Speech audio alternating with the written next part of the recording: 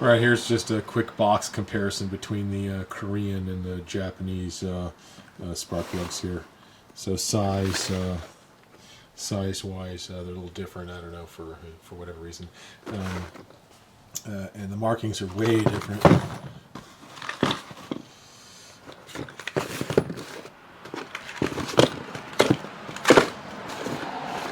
So I don't think the Korean ones have any kind of a scan barcode. So that's one thing right there. Everything's in Korean versus English, and looks like other languages. This one actually says made under license in Korea. Okay. All right, side by side, the boxes are different. The Korean product on the left, the Japanese product on the right. Let's actually turn it this way. Okay. All right. Let's turn it around again. Okay. There we go. All right. Made in Japan. All right. Let's see. Let's take them out of the box. That's, I think, the next step. But yeah, they're totally different on the outside. All right. A couple of differences right away are that the Korean plug comes upside down in the box in reference to the picture, and the Japanese plug is correct with the picture. That doesn't really matter, but that's just something I observed on every plug that I opened. Also, the Japanese plug has a tip protector. The Korean plugs do not. None of them have a tip protector. The plugs themselves look fairly indistinguishable, but I looked. There's a difference that I saw with my eye. I'll show you in a second here. Not sure if this will come out on the video or not, but the Korean plug is on the left. If you look at the grounding strap right where it ties into the plug, it just doesn't. You could tell that it looks soldered. It's been soldered into place there. It looks like it's got more spatter around there than, I don't know if you can see that, than the Japanese plug. I just pulled one of those out, and I don't know, it looked like, I don't know, it could fall off, but I'm probably wrong. Okay, so that's what it looks like. Alright, the Japanese plug says right there at the base, right above the washer, if you can see that, it says Japan. The Korean plug here just says NGK. Okay, nothing else. Doesn't say made in Korea, just says NGK. Alright, so we've pulled out the spark plugs on the driver's side again. I'm going to redo them. I'm going to index them over here. And then the driver's side's a little bit harder. You got to move some stuff around. So over here on the passenger side, I had to loosen up a few things. Got this out of the way. I loosened the bracket for this.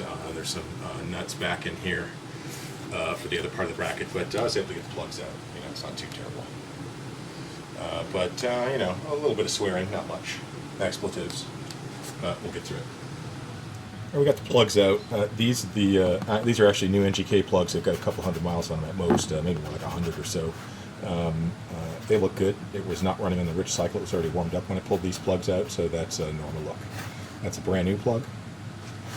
These are the Champions I pulled out. There's an orange tint to them, if you can make that out. The orange tint is from the octane booster, the MMTs that I was running through here. I ran 2 cases of octane booster through this Jeep. And, you know, here's normal tips. Okay. Right, so what I'm going to do here is I'm going to orient these spark plugs. See the gap? I want the gap pointing up, like this. Okay? Not down, but up. And the reason is you've got your 2 intake valves here on the top and the 2 exhaust valves on the bottom. So it's a 4-valve engine. The intake is coming here and blowing out the exhaust down here, and then out the exhaust port, the same. Right, so the idea again is to, indexing just means marking the plug. They all go in the hole a little bit differently, but you're going to basically want it pointing up, aiming at the intake, the flow of intake mixture. And what we'll do is, I'll show you in a second, but we'll mark them, and I'll probably have to run each plug into each and every cylinder until I find an acceptable fit. And we'll start that. Alright, so I've taken a Sharpie here and drawn a line to correspond to where the electrode is.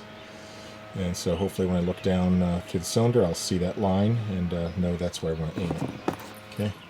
So I don't know where these will fit. I think they're probably all going to be a little bit different in each cylinder, so I'm just going to start one cylinder at a time. And if none of these three fit the way I want, I'll start with, I got 6 brand new plugs. So I have I actually have 9 plugs total. So we'll see what I get at the end if I have any leftovers that didn't fit. Alright, so there's number 1. It's not coming in very focused. There you go. So it looks like it's about at the 7 o'clock position, and I want it the 12 o'clock position, so not good. I'll have to run another one out. Let's see. Got any view inside the cylinders here? Alright, that one's looking a bit better. That's like between 12 and 1 o'clock. I'm going to leave it. Okay. And the one that was here, I moved over here, and it looks like it's in the same spot. The index mark is in the same spot in this cylinder, so I'm wondering if it's going to do the same thing across the whole head. So we'll see. We're going to move out into the third, and then I'll put another spark plug here in a second. Right, number 2 plug, that one looks like it's almost at 9 o'clock. I don't know. I'm going to pull that one out again. I'll stick a new plug in there. And this one in the third hole, you can't see it in the video here, but it is in the same spot. So I think a plug, once you index a plug in the head, so far it seems like it's going to have the same index across the one head here. So let's start with some new plugs. Alright, I got the middle plug dialed in here too. It looks like it's at about 1. I don't know if you can see that in the video. There it is. See that mark? It looks like it's about 1 p.m. And then I'm going to stick with this one, the rear plug. It's about 10, 11 a.m. Okay? So this is about as good as they're going to get. I'm not going to mess around with it too much more. The first plug looks like it's just about at 1 p.m. So this is pretty good. I've gone, see, I've got 1 new plug left here that I haven't used, and that was it. And then over on the other side of the bench there, I've got a bunch of plugs that I'm going to work with on the other side. Alright, so driver's side's buttoned up, ready to go. We got everything pointing basically straight up. And out of the first set of plugs, I bought 3 plugs. This one was the one out of that batch. And then I got 2 out of the batch of 6 that I bought after that that are on this side. So I've got all the rest left to work with on the other side. It's kind of hard to see this passenger side, but we're wrapped up here. I've got all these pretty much as indexed as they're going to be. They're all between, the worst one here is actually the front one, if you can see it in this video, but it looks like it's about 1 p.m. Let's see if we can get a focus on that one. But, you know, they're all pretty good. You know, if this is going to work, you know, we're there. See? 1 p.m. All right, so let's button it up and get this show on the road. So I've purchased 3 sets of spark plugs plus 3. So I purchased a set on Amazon, I purchased a set at O'Reilly, and I got a Korean set. So that's 3 sets right there. So that's plus the 3 that I bought to resolve the misfire. So that's 21 plugs. I actually had to fit 12 of those plugs. I had to chew through 12 of them to get these things indexed. I didn't try even the Korean plugs. They did not even touch my car. They're going back. And I'm returning 6. And I'm stuck with 2 plugs at the end that I ran for about 100 miles or so.